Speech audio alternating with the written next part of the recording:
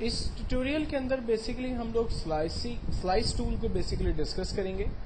Slice tool کا مین مقصد یہ ہے کہ آپ اپنی اوریجنل پکچر کو ڈفرینٹ حصوں کے اندر ڈیوائڈ کر سکتے ہیں, اس کو توڑ سکتے ہیں, اس کی کٹنگ کر سکتے ہیں, جس کا مین فائدہ یہ ہوتا ہے کہ جب آپ انہی پکچرز کو ویب کے اوپر اپلوڈ کرتے ہیں تو بعض اوقات بہت ہیوی اور بڑی پکچرز ہونے کی وجہ سے ویب سائٹ پر وہ بہت زیادہ اوپن ہونے میں ٹائم لگاتی ہے. تو ہم ان پکچرز کو ڈفرینٹ حصوں کے اندر ڈیوائڈ کر لیتے ہیں جس سے وہ ویب کے اوپر آسانی سے اوپن ہو سکتی ہیں. تو یہ بہت ہی سمپل اور آسان سا ٹول ہے.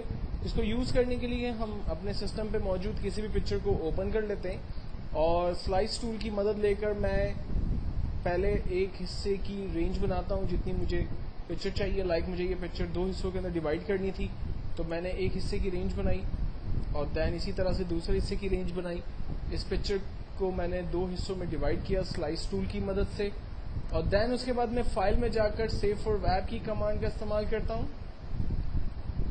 مجھے یہ بتاتا ہے کہ پکچر کچھ اس طرح کی ہے. اگر یہ ٹھیک ہے تو ہم اس کو سیو کریں گے.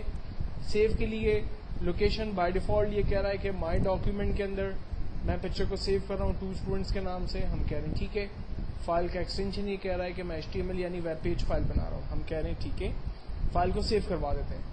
فائل کو سیو کروانے کے بعد اب ہم مائی ڈاکیومنٹ چلے جاتے ہیں اور چیک کرتے ہیں کہ 2 اسٹوڈنٹ نام کی ایک فائل جو اس نے سیو کی ہے اس کو اوپن کر کے دیکھتے ہیں. جب اس فائل کو میں نے اوپن کیا تو آپ دیکھیں یہ پوری پکچر ایک ساتھ اوپن ہو گئی ویب کے اوپر. حالانکہ ہم نے پکچر کو 2 حصوں کے اندر سلائس کیا تھا, اس کو کٹ کیا تھا. تو ایکچوئل کے اندر مائی ڈاکیومنٹ کے اندر اس نے امیجز نام کا ایک نیا فولڈر بنا دیا جس میں ہماری سلائس کی بھی پکچر اس نے رکھ دی ہے. تو یہ ایک آسان سا ٹول جس کی مدد لے کر ہم اپنی پکچر کو آسانی سے سلائس کر سکتے ہیں. ایک دفعہ پھر دیکھتے ہیں. اگر فار ایگزامپل اس پکچر کے علاوہ اگر میں کسی اور پکچر کی مدد لیتا ہوں, میرے پاس یہ بچے کھیل رہے ہیں, اس پکچر کو میں سلیکٹ کرتا ہوں اور میں اس پکچر کے 4 حصے کر دیتا ہوں 1 2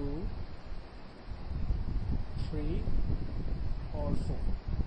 دین اسی کے بعد ہم فائل میں جاتے ہیں سیو فار ویب.